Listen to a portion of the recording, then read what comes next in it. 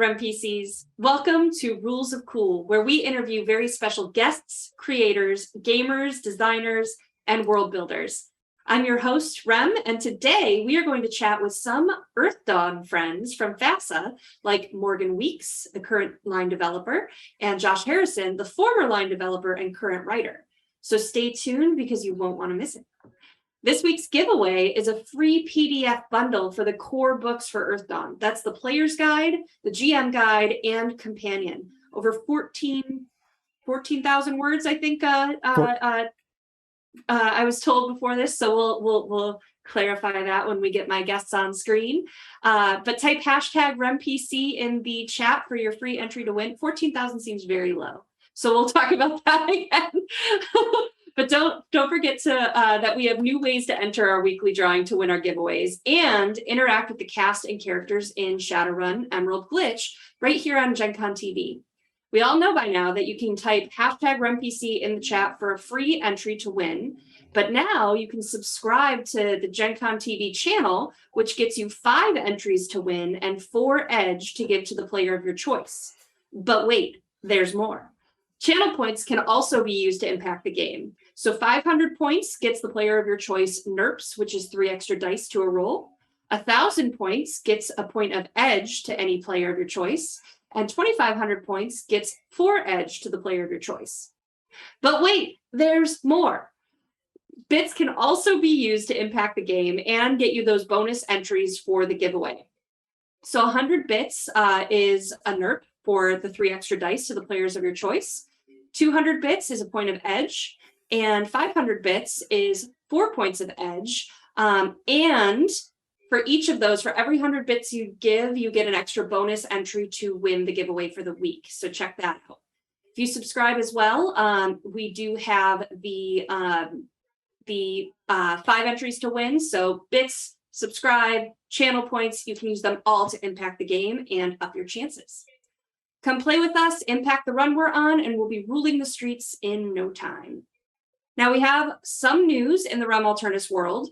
The relaunch of the Mobius Worlds Publishing Kickstarter, Nocturne by Night, is in its final 4 days, and they are almost funded. So head on over to mobiusworldspublishing.com/kick to get in on the action. There's a bundle of the core rulebook for Prowlers and Paragons, Blood and Justice, which is the setting book for Prowlers and Paragons, and Nocturne by Night, which features a bunch of villains for you to set against your players, or your players can even play the villains. So a lot of fun there. You can check it out again at mobiusworldspublishing.com/kick. And our final announcement, if you love all the Shadowrun content we do, check out our Patreon. We're releasing character sheets from the show, videos of our character creation sessions, even sneak peeks at upcoming Shadowrun audiobooks that we're producing. So head on over to patreon.com/remalternus to get in on all the bonus content. Now, time to get right into the conversation for this week. So stay tuned, RemPCs.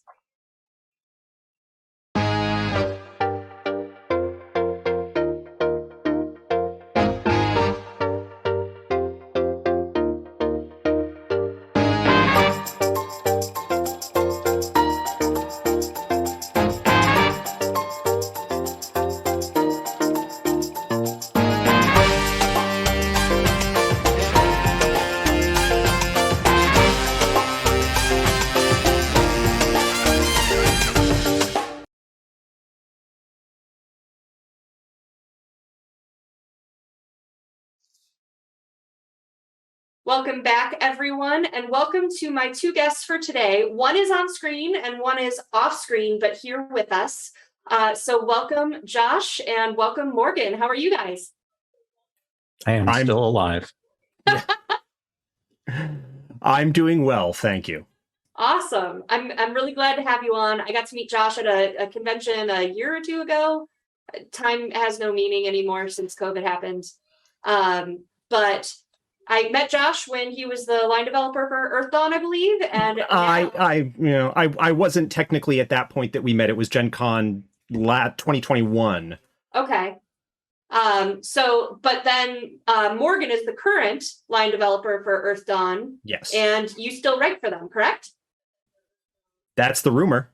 That's the rumor. Awesome. Josh So wears some mini hats. Awesome. I'm excited to talk all things Earthdawn and learn more about it myself, including some rumors that come back between, my favorite Shadowrun.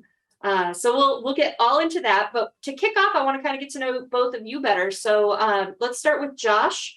Tell us about your history as a gamer. It's kind of a long story, so I'll give the short version. I started gaming, at least in the RPG space, with the Red Box Dungeons and Dragons set back in 1983, 84, something like that. So I am old. And played that for a while. Dungeons and Dragons was sort of the game that I had for quite some time until in 92, Christmas in 92, I got the Shadowrun 2nd edition hardcover. I was aware of other games, but had not had the chance to play them because I was a child and had no money. But I got that as a Christmas present and thought that was awesome. And then very soon thereafter, Earthdawn was launched and picked that up. And that sort of rapidly became my love and ran multiple long-term campaigns and parlayed that fandom into working on stuff online and eventually, being even more involved and kind of taking over things and launching 4th edition. Awesome. And how about you, Morgan? How did you get started with gaming? My story is very different from Josh. I got started in 1987 with a mashup of AD&D 1st edition and Red Box D&D. Cool. So there are distinct differences between us. And I found other games after being evacuated from Jordan in 1990 and coming back to the States. Wow. And that's when I discovered Palladium existed. And so there was a dark period there for me. And then I want to say it was 91 or 92, Shadowrun came into my life. And then the summer of 93, Earthdawn and I met. I like the story as personifying these games as we go. It reminds me of Serenity as a character. Yes. Excellent. So how did you first kind of get a little more detail of how you first discovered Earthdawn? Like Josh, you said that you were kind of getting into 2nd edition Shadowrun, and how did you stumble upon Earthdawn? So I got Shadowrun 2nd edition my senior year of high school. Ran that a little bit that spring with a couple of friends and over the summer. Then that fall of 93, had a brief time at college where I was at a tech school. And so this new internet thing was, just kind of coming out and everybody was on it, and got onto a couple of the old Shadowrun news groups, like rec.arts.rpg/Shadowrun or whatever the thing was. It was 25 years ago. And heard in the chatter on that there was this other game that FASA had released at Gen Con that year that had a lot of similar art style, because of course they had all their house artists, Jeff Lobenstein and all the rest of that. And stumbled across the campus bookstore actually had a copy of The Longing Ring, which was the first novel for Earthdawn. Oh, wow. By Chris Kubasik. And that was what I picked that up. And then went out to a local mall, and in one of the bookstores, they had this cardboard stand up with the core book, and picked that up in hardcover, and, didn't get a chance to run it for a couple of years, but that was where it started. That you kind of, I think, danced on this a little bit, because in 2nd edition was Shadowrun. Did Shadowrun belong to FASA at that point? Yes. Yeah, they both were in-house at FASA. Shadowrun didn't leave FASA until 99, right around the turn of the century, when they shuttered all their in-house development. And that was around what edition did?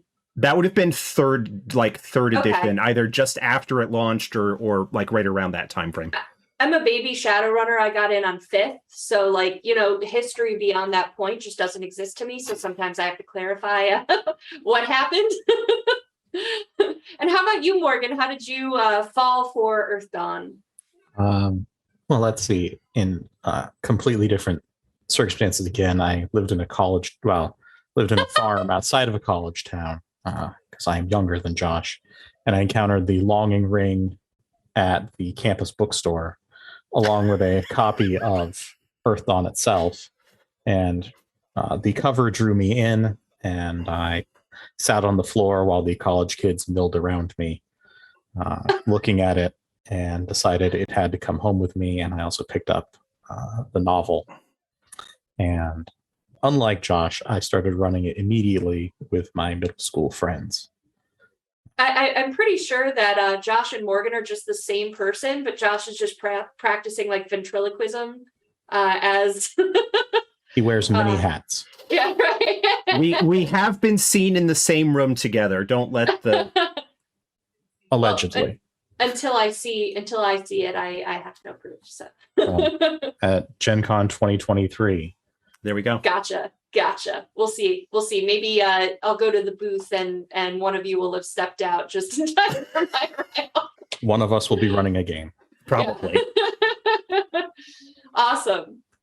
So aside from Earthdawn, and kind of jumping in with FASA, are there other games, systems, or customs companies that you've worked for in your careers or written for? No, I haven't. I did, well, all of my work has been on Earthdawn. I did a little bit of playtesting and consultation on 2nd edition Earthdawn from Living Room Games. I was an editor and writer for Classic Edition put out by Red Brick. Did a very little bit of editing on 3rd edition, but that was when my family was kind of just starting up and had to step away.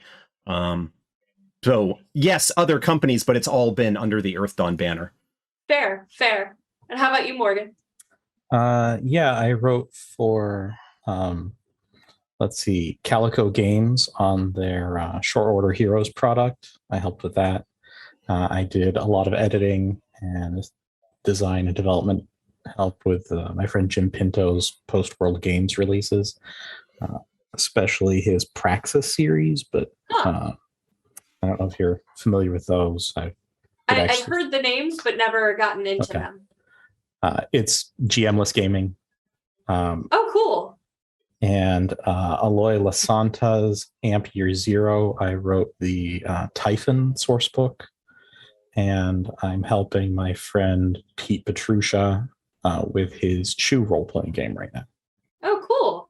Oh, that's awesome. I have to say, so usually when I do these interviews, I do all my research during the week before the interview. You're both very hard to find on the internets. So I have a lot more open-ended questions than I normally do. I'm like, what else have you done? More proof that Morgan doesn't actually exist. I do try to keep my internet presence to a minimum. Well, congratulations. I think I found one picture, which still needs to be confirmed that it's actually you. But if you found a picture of me, I will be shocked and need to fix that. Oh, okay. I'll send you the link. Okay. And then the other place, anytime I found your names was in an article or blog on the FASA website. So couldn't find you anywhere else. RPG Geek does a pretty good job of keeping track of past works. Oh, good. Okay. RPG Geek. Yes. I'm going to have to come back and write that down. All right. So let's talk about how did you first get involved with FASA then? So obviously you both had love for Earthdawn and everything. And Josh, you've been with them for quite a while now. So how did that start? Like, how did you get your foot in the door with FASA? Well, like I said, I did some playtesting on Earthdawn 2nd edition. Mm-hmm. And in the wake of that, got into communication with James Sutton, who launched Red Brick Limited and Earthdawn Classic. And we were talking, his plan at that time was to take advantage of this newly developing print-on-demand technology, to take all of the original first edition material and kind of compile them into new books to kind of continue to have them in print. And basically started talking with him and said, hey, this is something that I'd like to tackle, in terms of like material that I thought could use clarification or revision. It brought me on board, and that was just kind of how it started. And then when I left for a little bit, and then when I was able to come back, it was sort of right around the time that he was looking to get out of things, and more or less hinted that he was going to be done when he could find somebody to take over the line, without actually asking me, do you want to take over the line? But then I said, were you meaning me? And he said, yeah. And I said, okay. Figuring if I didn't take the chance, I would wonder what I would have been able to do with it. Neat. Oh, cool. I love that just dropping that Easter egg here for you to pick up when I walk away. Morgan, how about you? Actually, Josh would be in a better place to address my entry into Earthdawn. Oh, really? Because you're the same person? No. We are allegedly different people. Yes, allegedly different people. I had started work on 4th edition. I don't remember whether we had actually launched the Kickstarter for the books yet or not. That was 4 months away. Okay. Like, it was fairly early in the process. Morgan has actually does have a pretty extensive Earthdawn blog online that has a whole lot of material on it that he had worked on, and analysis of earlier stuff and whatnot. And one of the other folks at FASA kind of pointed it out to me and said, hey, here's somebody that might be good to bring on board to help out with things. And so I reached out to Morgan and said, this is going on. Is this something that you'd be interested in helping with? And he thankfully said yes, because without his work, I don't know where we would be in terms of everything right now. He has been invaluable in getting things done. I love that. I love how Morgan was like, yes, brag about me, Josh. Here we go. No. I mean, I appreciate it, but no, my story would simply be Josh contacted me, offered me the job, and I said yes. Okay, that's less dramatic and less golden material. To be fair, he contacted me before the weekend, said I'd like to talk to you, and I said, well, I'm flying out to California for work, and then we'll have to speak afterwards. And he said, okay. And then I badly injured my ligaments while in California over Labor Day, Memorial Day weekend, whichever one's the second to happen. I'm bad at that. Labor Day is the one in September. It would have had to have been that because... Yeah. And so I flew back, and with some bad news was then met with some very exciting news. Oh, well, I'm sorry for the ouch, but yay for Earthdawn and FASA. So kind of jumping into a little deeper with FASA, it's kind of had quite a history as a gaming company. So can you guys walk us through a little bit of its history as a gaming company and the ups and downs? I feel like that's a Ross question. Yeah, I mean, I can like do a really quick rundown of the early stuff. FASA was launched in the early 80s, producing 81? 80, 81, somewhere right around there. Initially started producing things like deck plans for Traveler, for ships and whatnot, and got their sort of start in producing stuff by getting licenses for the first Star Trek RPG. There was a FASA release. There was a Doctor Who RPG that they put out. And so they had these kind of licensed stuff. And as a lot of companies that survive do, licensed games can bring in some nice money, but then you need to deal with licensors and the money that's involved in that. And so they shifted over, starting to produce their own stuff. Mech Warrior. BattleTech was the minis game, I think was the first one that they did, was the original. Mech Warrior, the RPG associated with it, and then Shadowrun and Earthdawn. And then towards the tail end of their tenure in the 90s, there were some other things that they put out, like Crimson Skies, Vor, which was a minis game. They also did the Renegade Legion line, which is more of a sort of like tabletop space battles thing as well, that was pretty popular. And we keep getting questions about if it's going to be brought back, and we don't have the rights for it.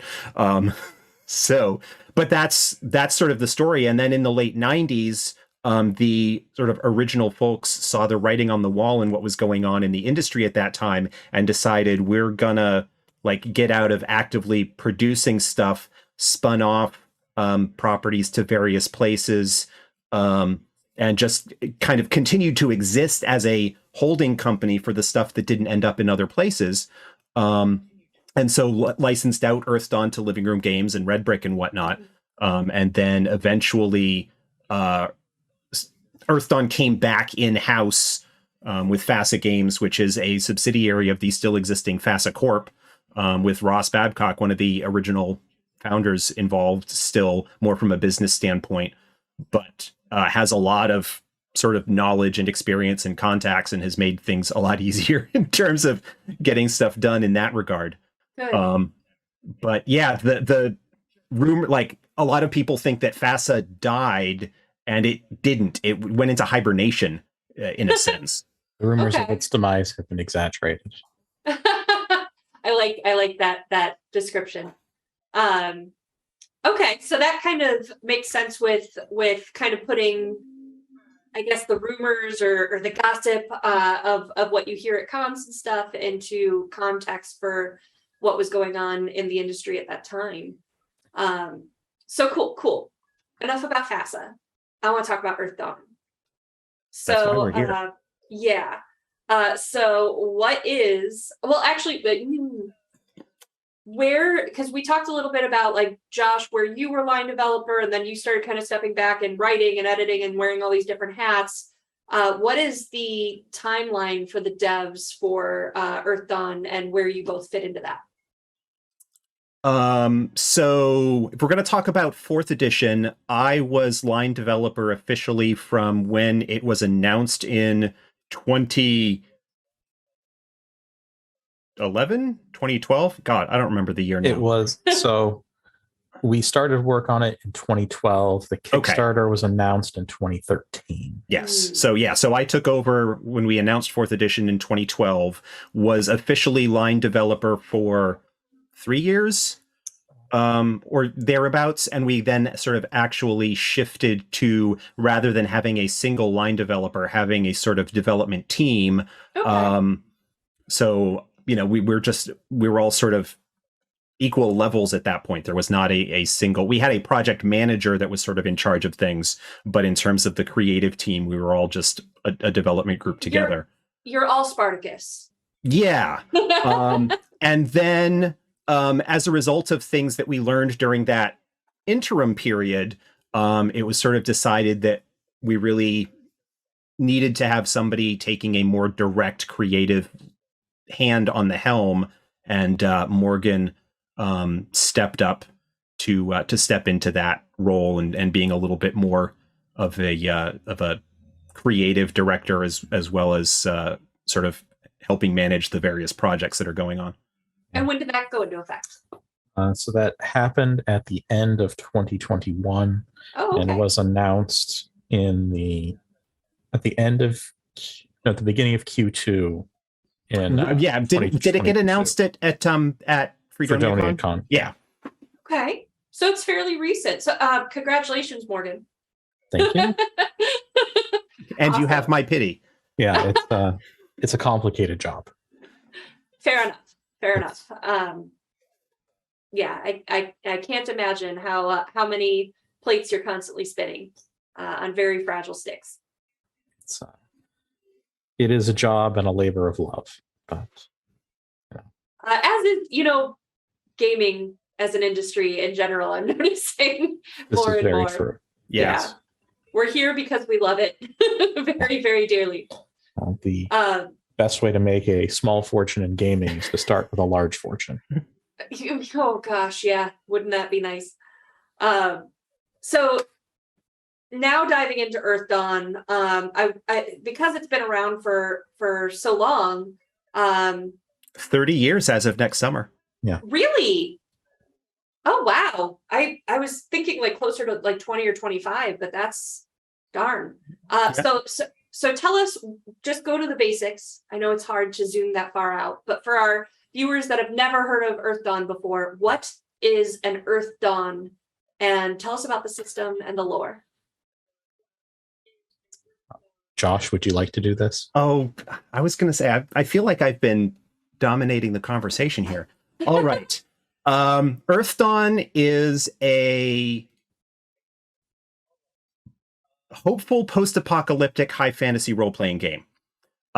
It developed in the early 90s. It was kind of a response in a way to second edition Dungeons and Dragons, in that it takes a lot of those classic fantasy adventuring tropes and builds a world around them to have them make sense, and like why certain things exist and why they are the way they are. So it is kind of one of the earlier games in that world building heavy, story heavy 90s era of things.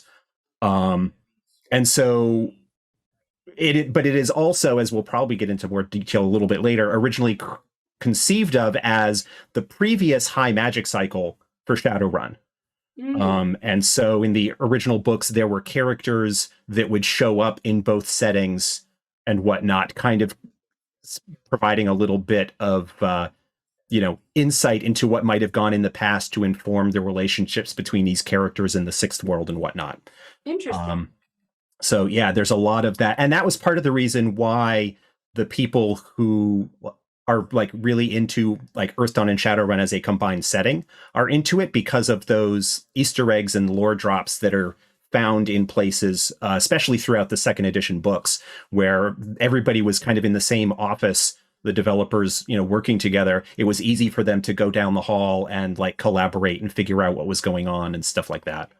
Cool. Oh, that's really neat. So, and I believe some of the writers, like I know it's unofficial now, and that was kind of one of the questions, the rumors of the connectivity between Shadowrun and Earthdawn.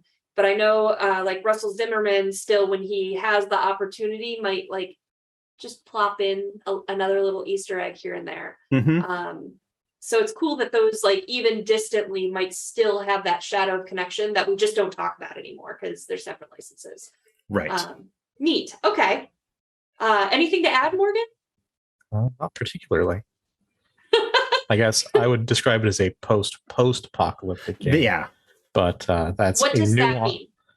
The apocalypse happened. It's been 100 years since then, and society as a whole has largely been rebuilt. But there are still the remnants of the previous world loom large in the setting. What was lost and what can be regained and what you rebuild is still a big has its place, but so that it isn't what most people would think of when they think of fantasy Fallout, in that it is just wastelands and no society, whereas city-states and kingdoms still very much exist. Okay, what was the apocalyptic event? That would be the Scourge, which is a magical event at the highest point of magic during the cycle. The whatever place the horrors come from, which are you could liken them to demons, but without the biblical intent. They're more like elder gods from H.P. Lovecraft's writing, without the problematic nature. Okay. So they can exist and come to our reality, and they care deeply about you and what you're afraid of and what makes you hurt, and feed off of that pain and suffering. And they spent 400 years in our world, ravaging it and tormenting people. And during this time, people hid within magical citadels and cares, which are cities and underground shelters constructed to last for generations and hide in. Not all of them made it. Many were breached, and so not everyone made it out the other side to this very changed world when they opened their doors, as the scourge, as it was called, very nearly ended according to their clocks. So some still hide in their shelters, afraid the scourge hasn't ended for some reason, as magic was dropping during this time, but paused right before the scourge was supposed to end for some unknown reason. Cool.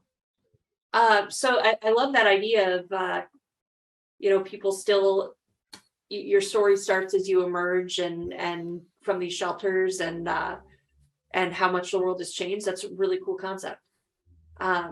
So how does the lore, or how does the system work? Since we've talked about the lore for Earthdawn and what kind of sets it apart. Earthdawn is one of the earliest examples of a step die system. You see it a lot more these days with like the Cortex games and stuff like that, where you have the dice sort of increasing in size as your character gains more skill.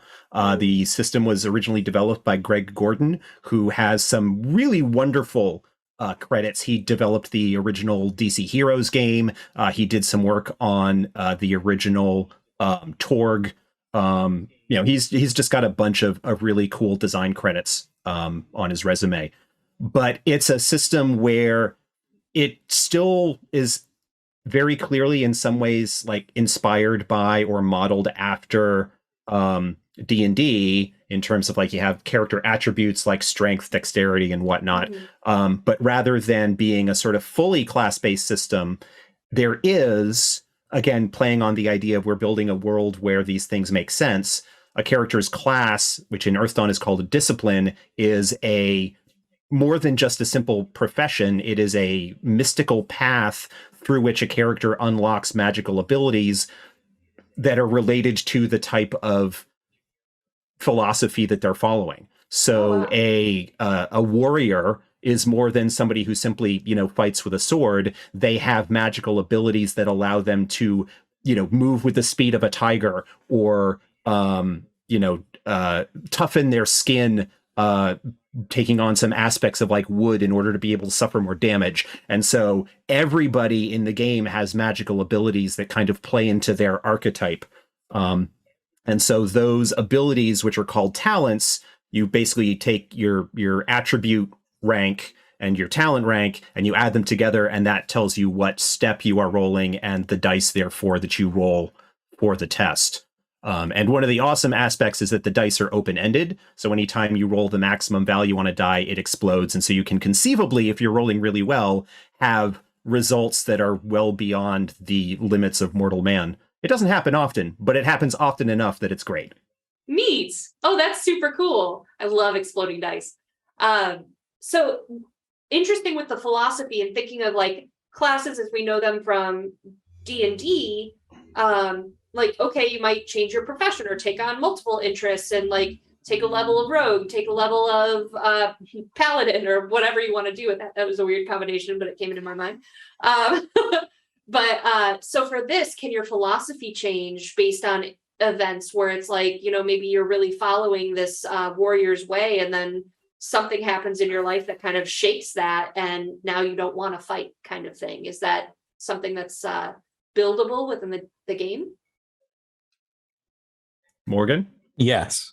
So there is a mechanic that's best handled really as a role-playing tool called a talent crisis, where if there's a disconnect between you and how you perceive your discipline or how you're acting and behaving, your discipline, your magic falters, and you lose access to it, or it becomes more difficult, and you get penalties to that. And so you need to reconcile and find some way to either abandon this or make it work again. Alternatively, if you want to, as a player character, so within the setting, characters who follow multiple disciplines, adepts, as the people use magic are called, are extremely rare. But player characters are always the exception, so following multiple disciplines is fairly common for them. But since you have these two different perspectives on what you want to be, to follow Josh's example of a warrior who tends to be almost typically, and this is not all of them, but typically they're portrayed as being almost monastic and viewing combat as the last resort. If you want to combine that with, say, a scout who is about blending in with the environment and exploring new places and finding things, you would have to find a way to personally make those two worldviews mesh for you. Okay. And some disciplines may work together well, and others you might have a difficulty with that. So, for example, a sword master who's more like a swashbuckler and wants to stand out. All eyes on me, I'm the center of attention, and trouble follows me everywhere. Being combined with a scout who's about blending in and not standing out, being one with their environment, those two different perspectives are, I'm not saying it's impossible, but you'll have to find and work hard to find the perspective that meshes both of them for you. So it's not just a collection of abilities you want, and this isn't to denigrate D&D. D&D is its own thing and a fantastic gateway for so many people. This is just to simply say, here is a different way of looking at these things and how they exist within the setting, and how that philosophy is very important to making your character unique and how they explore what it means to do what you do. Yeah, I like how you explained like that difficulty and that combativeness, because that's where the system meets the role play, right? Like that may be a hard thing to blend, but that's something, we all struggle with. Like, how do I be a good person and be generous, but also I wants it, like, kind of thing. Like we struggle with things, those kinds of conflicts all the time. So addressing them in game based on these choices are really neat. And I think you kind of answered this already, but I'm going to ask it anyway. What are, like, being high fantasy, what are some of your favorite things about Earthdawn that make this game special, as opposed to like, why not just play D&D? Why not play Lord of the Rings, the RPG? Like the typical high fantasy that you think of, what makes this special and different? How much time do we have? Yeah. Another 15 minutes. Okay, we'll try and make it quick. For me, I think it's the universal access to magic. So the classic issue of quadratic linear fighter and quadratic wizard doesn't exist. How magic is handled is everyone has their specialty and their niche, and while everyone can participate in some activities, just being able to cast spells doesn't mean you automatically win at all the activities. It just means you're good at these specific things. Okay. I love how magic items work in Earthdawn. It's so awesome that it has been adapted into other games since then. There's a lot of Earthdawn DNA that you can find in the sort of early 21st century games, because as is the case, those of us who are really into it read everything and steal shamelessly with attribution when asked. But the idea is that you don't just have a +1 sword. Like, you don't just find a magic sword and pick it up and immediately start wielding it. You find Purifier, who is a sword that was commissioned by the king of the dwarves several hundred years ago as a weapon dedicated to fighting the horrors. And in order to even use its most basic power levels, you need to actually learn that it is Purifier. And then as you continue with the item in question, in order to gain more power and unlock more abilities, you need to learn more about the item's history and who forged it and why was it made and where was it last used, who was the adept that did it. And sometimes you need to perform deeds yourself in order to empower those abilities. And so it really ties into the theme of the game of exploring the past and finding out what has gone before and may have been forgotten, in order to sort of enhance your own abilities and build your own legend. Neat. That's very Avatar: The Last Airbender. You need to understand like your history in order to unlock the the next power level. I love that. That's so you can keep maybe to a point, but you can keep kind of not only leveling up your character, but leveling up your weaponry based on what you discover. Yeah. Rather than having the sort of stereotypical like golf bag full of swords, you have, a smaller number perhaps, but the items have personality and history, and you can build entire campaigns or story arcs around the quest to find the piece of knowledge that you need in order to unlock the next level of power for your whatever. Neat. Oh, that's super neat. So like every city you go to, you're going to be like, anybody know anything about Purifier? I got a sword. Everyone come look at it. That's really cool. I like the history and adding more of that role play ability and lore to the setting as well. That's really neat. So let's take a pause here because I'm going to let you talk, Josh, better than I did at the beginning of the show about our giveaway. Because we're talking about all this lore. If you want to know more, I'm looking at this camera now. If you want to know more about Earthdawn, these guys are giving away an awesome item today on the show. If you type in #RemPC in the chat, you get a free entry to win 100 bits. Every 100 bits gets you an extra entry to win, and a subscribe gets you 7 entries. And tell us about this bundle, Josh. So this bundle is a PDF bundle of the Player's Guide, Game Master's Guide, and Companion for Earthdawn. It is a total of over 1,400 pages of material. I said words. Yeah, and contains everything, like even just the Player's and GM's Guide alone give you enough to play the game for quite a while.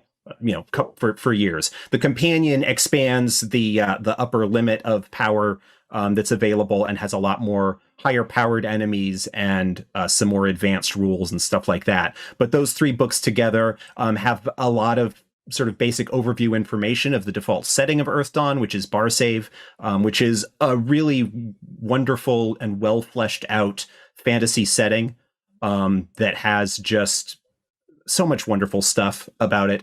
But those 3 books will get you and your group adventuring in Earthdawn very easily with lots of material to draw from. That's so cool. Thank you. I'll be typing in #RemPC when I'm back at my desk here tonight, because this is a ton of content and it's really cool. And the more I hear about the world, the more excited I get for it, because I am a story-driven person and an RP-driven person more than a rules crunch person. Now, I will be honest, there is quite a bit of crunch in Earthdawn if you want it. If you want it. Okay. So it's choose your own adventure, I guess. Choose your own philosophy, just like your characters. It is on the crunchier end of things, but there's a lot of stuff that you can not bring in to kind of keep down the limit of how complex things are. But there are lots of tools and widgets and add-ons that are included in the various rule books that can really allow you to spread out this massive constellation of stuff. Neat. Oh, awesome. Well, thank you so much for the giveaway. I think the chat is going to be very excited about it. So we talked about kind of that official overlap with Shadowrun, and we kind of debunked that a little bit. So I want to hear more about what supplements are available for Earthdawn. Is it just the companion, or is there more? Oh no, Morgan. Okay. Well, there's previous editions which cover a great deal of content, but let's focus on the ones that we've released for 4th edition. There's Travar, the Merchant City, which is kind of becoming a focus of the setting. Now, as the Dwarf Kingdom following the end of the Second Theron War has retreated a bit and become more inward-looking. Iopos, the Lair of Deceit, is the new threat that's developing in the province, and that has a setting book as well. There's a book that advances the meta plot, the events happening within the city in an adventure framework called Empty Thrones, and that has a mini supplement as well for the occupied city of Jairus.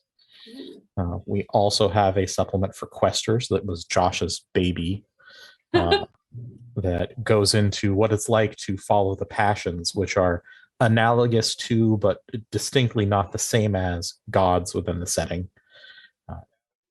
They are entities that live within the world and are fairly unique in how they exist and what they do. And the people who follow them, as they get more powerful, tend to get weirder and weirder as their passions' influence on them becomes greater and greater. Ooh. There's also the Adept's Journey Mystic Paths, which brings organizations and groups player characters can join, and that grants them access to new abilities, and also purpose within the setting. That, you know, these exist. They aren't just a collection of new toys. They require things of you and can give the GM hooks and tools into your character to present new plots.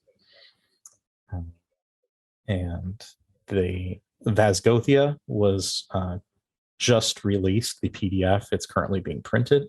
Ooh. And that introduces a new province to the west of Barsave, which is the default province, where there is different kinds of problems afoot, and has a big conflict between the locals and the Therans, who are kind of the evil empire of the setting, though it's more complicated than that, and their conflict is also more complicated, with many innocent people stuck in the middle. Ooh. And that is a very weird province that has its own things going on. We just funded the Grand Bazaar, which is as exactly as it sounds, it is a Grand Bazaar located at the entrance to the Dwarf Kingdom of Thrall. So it is inside of a mountain. And it is the largest marketplace within Barsave, and a location to find many strange and wonderful things. There's the Legends of Barsave series, which is a set of interconnected adventures. We're currently up to number 9, and there will be 16 total. The first 8 are collected in Volume 1, Haven. So that has 8 adventures, and that is set in Parlanthe, which is this the old capital of the province that went to a different dimension to keep it to be safe during the Scourge, but the horrors had already it was already infiltrated, and so it became the site of many of the worst atrocities anyone could possibly imagine and beyond. And the novel The Longing Ring focuses on the journey of adepts to actually bring it back into the province. So there's a tie-in there. So there's no shortage on supplements and stories.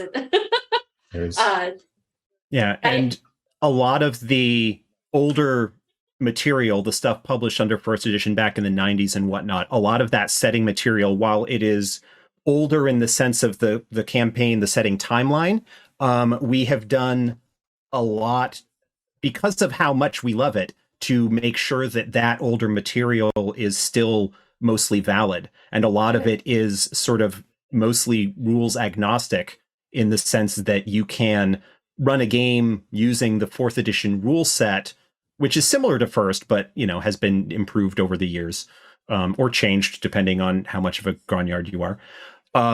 But that a lot of that material is still good, and you can, if you want, run games in the earlier days of the setting in a similar way that you could, you know, run a game in 2050 in Shadowrun, if you wanted to, as opposed to whatever the current year is.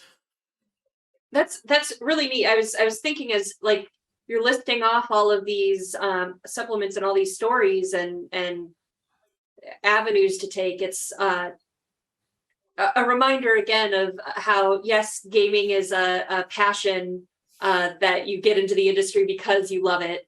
But like, also, your jobs are really cool, right? Like, it's not fun doing the retail, the sales side of things and stuff like that, but you get to create all these stories and all of these places and just, you know, play in SpongeBob's Rainbow Imagination arc there. And that's really cool that you get to, like, that's your daily job, you know? So beautiful storytelling, and I'm really excited to get into it. I love high fantasy. I actually love fantasy more than sci-fi. I thought Shadowrun was stupid when I heard about it. So, because I'm such a fantasy preferred. I don't know if I just use English, but we are getting close to the end here. So I want to give you guys both a chance to talk about where can people follow you to learn more about you, about FASA, about what's coming next with Earthdawn. Where do people go? Best place to start would be at the official FASA Games Discord. If you go to the FASA Games website, which is conveniently listed right below my picture here, there are links on the homepage there to with an open invite to join the Discord. And that's not just for Earthdawn, that's for any of the other products that FASA puts out. There's 1879, which is sort of a Victorian steampunk fantasy game. Demon World, which is a minis game. There's Aetherstream, which is a new tabletop like Starship Battles game that's been done. So we've got a bunch of stuff that's out there. So that's a good place to start. I am on Twitter at Lore Merchant is my handle. I am also the co-host of the Earthdawn Survival Guide podcast, which is coming up on actually might have just had its 3rd anniversary this month. But just almost 150 episodes where I and my co-host Dan, who has done a little bit of writing for us, basically talk about all things Earthdawn. Going through the various things, breaking down the disciplines in depth, talking about mechanics and lore, going into older material and current stuff. And you can find it wherever you can find podcasts. Just type in Earthdawn Survival Guide or even just Earthdawn, and it should pop up as one of the top hits. Awesome. Morgan, how about you? I am on Twitter at Earthdawn Panda, but I mostly use that just to post links to my blog, which is Panda Gaming Grove. And it may have started with the best of intentions of being many different things, but it is almost entirely just an Earthdawn blog at this point. Awesome. I mean, I'm not going to complain about that. Yeah, with it focuses more on the crunchy side of things, introducing rule variants, alternate disciplines, new stuff. If you want things, whether you're a game master or a player, it is chock full of things. Cool. Well, thank you. Oh, go ahead. Oh, no, that's about it. That's my online presence. Okay. Well, thank you both for joining me. Really appreciate all you do and clearly your passion and energy for Earthdawn. We will be having more FASA folks join our show here for Rules of Cool to talk about the other games that FASA provides. So we will have more coming soon. But in the meantime, don't go anywhere because we've got Shadowrun Emerald Glitch coming up next and a little more info for you. So don't go away. Thank you so much. Thank you.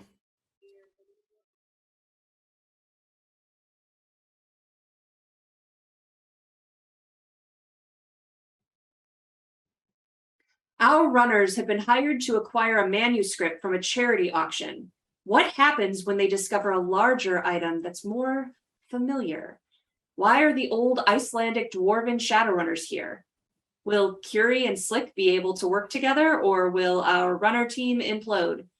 Join us for part 2 of the charity auction in the next episode of Shadowrun's 6th World, Emerald Glitch, coming up next. And don't forget, we have that wonderful giveaway of 3 of the core books for Earthdawn. You can type in #RemPC right now to enter to win for free. Don't forget to get your bonus entries and impact the game by donating bits and subs in the chat. All funds help us to pay our cast and crew and keep producing content. Thank you so much to FASA and Josh and Morgan for contributing such a great prize. And also, if you like shows like these, you can tune in to our channel on twitch.tv/masterofrem, where we stream 5 to 6 days a week, including shows like the Dresden Files RPG, Paranormal Albany, Shadowrun 5th Edition Missions, Steampunk Fantasy D&D based off of a comic book series, and more. So check us out and give us a follow. But thank you all for joining, and we'll see you next time, REM PCs.